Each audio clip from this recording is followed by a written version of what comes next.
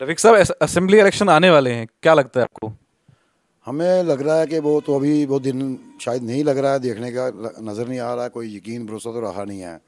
पहले तो हमारी स्टेट को तोड़ दिया गया, यूटी बना दी गई। आज जो नए नए कानून यहाँ लागू किए जा रहे हैं, आज लोगों की ज़मीनें छीनने की बात की जा रही है, आज बेरोज़गारी बढ़ गई है। आप देखो महंगाई कहाँ पहुँच चुकी है।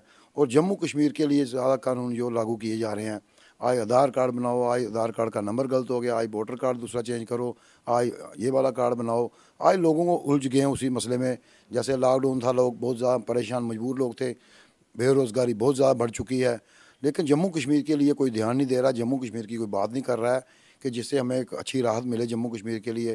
तो हमारी जो पार्टी है दिन रात उसके लिए मेहनत मार रही है, ग्राउंड लेवल पे काम कर रहे हैं, लोगों से डिस्कस चल रही है, क्या लोग चाहते हैं, लोगों की क्या डिमांड है, वही डिमांडें लेके आगे हम चाहते हैं कि आगे बुझाएंगे, इन लोगों की बातें कर रहे हैं। मलिक साहब, आज तक आपकी पार्टी ने जो काम किया ग्राउंड लेवल पर, आप लोगों से मुलाकात की, तो उस मुलाकात में क्या लगा आपको कि सबसे ज़्यादा जम्मू कश्मीर के अंदर किस चीज़ की ज़रूरत है? आज लोगों को सबसे ज़्यादा बेरोज़गारी बहुत ज़्यादा है। और ऐसे भी बहुत ज़्यादा ऐसे कुंबे हैं जम्मू कश्मीर में, जो बहुत ज़्यादा लोग हैं जो रेंट पे रहते हैं, बहुत ज़्यादा लोग ऐसे हैं कि जो रोडों पे रहते हैं, उनको 20-25 साल मैंने देखा हुआ झुग्गियों में लोगों को रहते, गर्मियों सर्दियों में 25-30 साल से उन लोगों को मैं भी देखते आया हूँ। आज हम ये चाहते हैं कि अगर जो गरीब लोग हैं, गरीब लोगों की तरफ ध्यान कब देंगे, और ये सरकार जो यहाँ पे जम्मू कश्मीर में थोप रही है नए नए कानून, वो कब तक लोग ये बर्दाश्त करेंगे। एक तो आज इलेक्शन की बात करते नहीं कहीं, इलेक्शन का नाम कोई लेता ही नहीं यहाँ पे। आज ओवर टाइम हो गया, आपको पता है कि काफ़ी टाइम जो ओवर टाइम हो गया कि इलेक्शन का जो आज अगर जम्मू कश्मीर के हालात की बात करते हैं कि बहुत अच्छे हालात हैं, यहाँ मिलिटेंसी नहीं है, तो यहाँ फिर इलेक्शन क्यों नहीं करवा रहे हैं। इलेक्शन होनी चाहिए।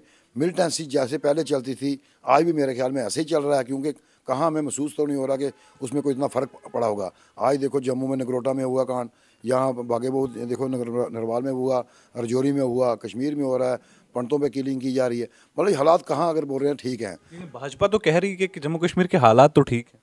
ठीक है, तो इनको फिर जल्द से जल्द इलेक्शन करवानी चाहिए। जो आज जो गरीब आदमी जो पीसा जा रहा है, जिसकी कोई सुनाई नहीं हो रही है, अगर किसी अफसर के पास जाते हैं, अफसर को मालूम ही नहीं होता कि ये क्या बोल रहा है, उसकी उनको समझ नहीं आती है। अगर हम लोग उनको समझाने की कोशिश करते हैं तो आगे वो बोलते हैं हम इस एरिया को जानते ही नहीं है, इस एरिया का मालूम ही नहीं हमें है। तो वो काफ़ी एक दिक्कतें आ रही हैं। जो नया अफसर कहीं बाहर से उठा कर उसको लाया हुआ है, यहाँ पे जम्मू सिटी में रखा है, कहीं रखा है, तो उसको थोड़े मालूम है कि वार्ड नंबर 6 कहाँ पे है, 4 नंबर वार्ड कहाँ पे, किसकी क्या परेशानी है। वो तो अपनी कुर्सी पे बैठ के जो भी है 10 लोग जाते हैं रसूख के अपना छोटा मोटा काम करा के निकल जाते हैं।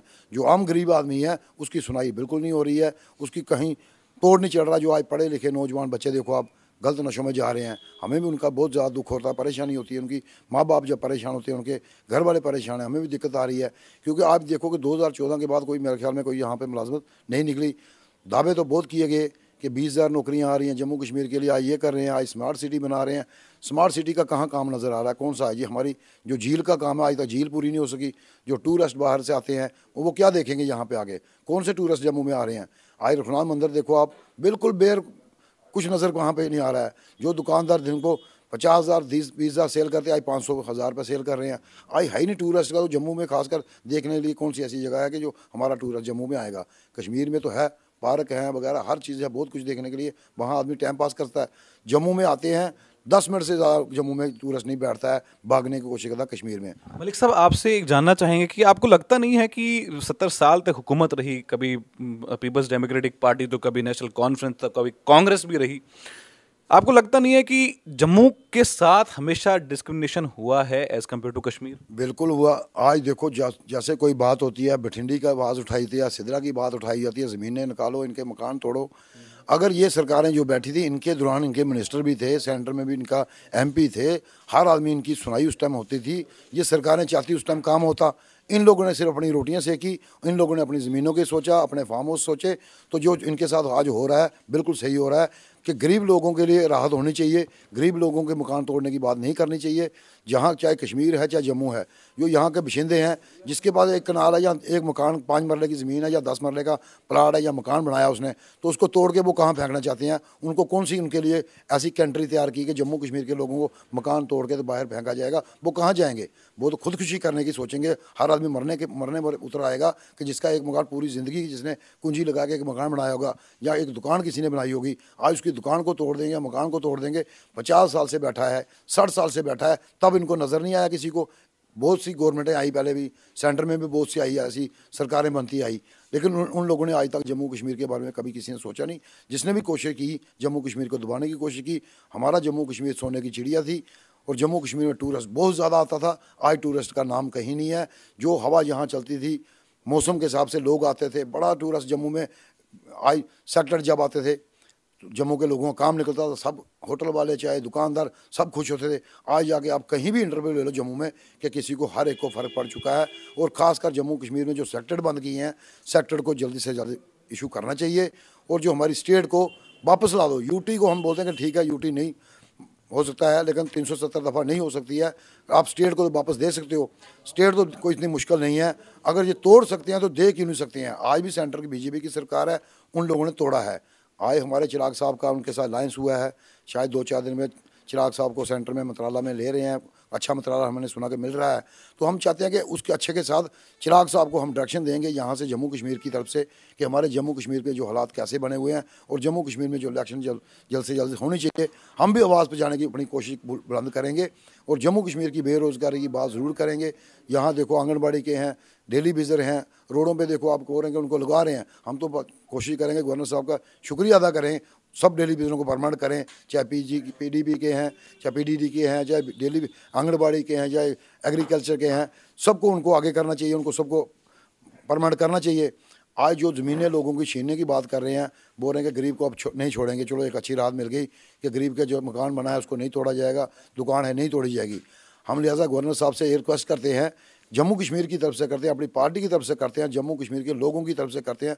लोगों की यही आवाज़ है कि अगर आज नहीं हुआ तो कल नहीं होगा। हम चाहते हैं कि इसी टाइम, आज बीजेपी की टाइम है, बीजेपी ने ऐसे अच्छे काम किए, बड़े बड़े कांड किए जो नहीं हो सकते थे। हम चाहते हैं कि जम्मू कश्मीर का जो जहाँ ज़मीनें जिनके हैं, मकान हैं जम्मू कश्मीर में, 10 मरले है या कनाल है या 1.5 कनाल है या 2 मरले है, 4 मरले है, उन लोगों को जो फीस उनकी जो भरनी पड़ेगी, लोग फीस भरने के लिए तैयार हैं, अपनी फ़ीस जमा लोग करवाएंगे, उनको भी एक अच्छी राहत दे दो। अगर ऐसा ही लटका रहा, कल को और कोई सरकार आएगी, वो बोलेगी ये गरीबों को निकालने की कोशिश काम किया जाएगा। इससे हम गवर्नर साहब से रिक्वेस्ट करते हैं, मोदी साहब से रिक्वेस्ट करते हैं कि इन लोगों को एक थोड़ी राहत दे दो। अगर जम्मू कश्मीर की आपने स्मार्ट सिटी की बात की है, जम्मू कश्मीर की आपने बोला कि हम नई चेंजिंग लाएंगे, चेंजिंग तभी आएगी जब जम्मू कश्मीर के लोगों को आप हक देंगे, इन लोगों को जीने की राहत देंगे। आज इन लोगों को, बच्चों को आप सहारा देंगे। नौकरी की बात करते हैं, आज आपने बोला कि बड़े बड़े प्लान लगाएंगे, यहाँ पे बड़ी बड़ी फैक्ट्रियाँ लगाएंगे, हम बड़ा काम होगा यहाँ पे, तो बच्चे कब तक वेट करेंगे? तब तक बच्चों की जो पढ़ाई है उसकी भी ओवर डेट हो जाएगी, बच्चे आगे कहाँ जाएंगे? आज उनकी तरफ देखना बहुत ज़रूरी है। ये एक ध्यान देने की बात है कि जम्मू कश्मीर के जो हमारे बड़े बड़े सियासी लीडर हैं, जो बीजेपी के हैं चाहे किसी पार्टी के हैं, कौन से हैं जो सेंटर में बैठे हैं, इन लोगों का फ़र्ज़ बनता है इस टाइम जम्मू कश्मीर की आवाज़ उठाई जाए। आज जम्मू कश्मीर के साथ हमारे साथ बहुत ज़्यादा ज़्यादती हुई है, इसमें कोई दुराया नहीं, कोई शक नहीं है। जो सच्चाई होगी उसको सामने लाने की कोशिश करेंगे। हम ये चाहते हैं कि हमें डरने की कोई ज़रूरत नहीं, क्यों? हम बेदाग लोग हैं, हमारी पार्टी बेदाग है, हमारे लीडर चिराग पासवान जी बिल्कुल बेदाग हैं, रामविलास पासवान जी बेदाग थे। आज चिराग पासवान जी हर एक कोशिश कर रहे हैं। उनको भी एक पिछले दिनों हम दिल्ली गए थे, उन्होंने बड़ी एक अच्छी बात कही कि जम्मू कश्मीर के जो मेरे पिताजी की बड़ी चाहत थी, तो हमें बड़ी खुशी महसूस हुई कि उनको दिल में है चिराग जी। चलो पासवान जी नहीं रहे, चिराग जी को है, तो हमें लग रहा है कि आने वाला जो टाइम होगा जम्मू कश्मीर के लिए हम कुछ ना कुछ ज़रूर करेंगे और अपनी पार्टी की तरफ से करेंगे और चिराग साहब हमारी हेल्प ज़रूर करेंगे।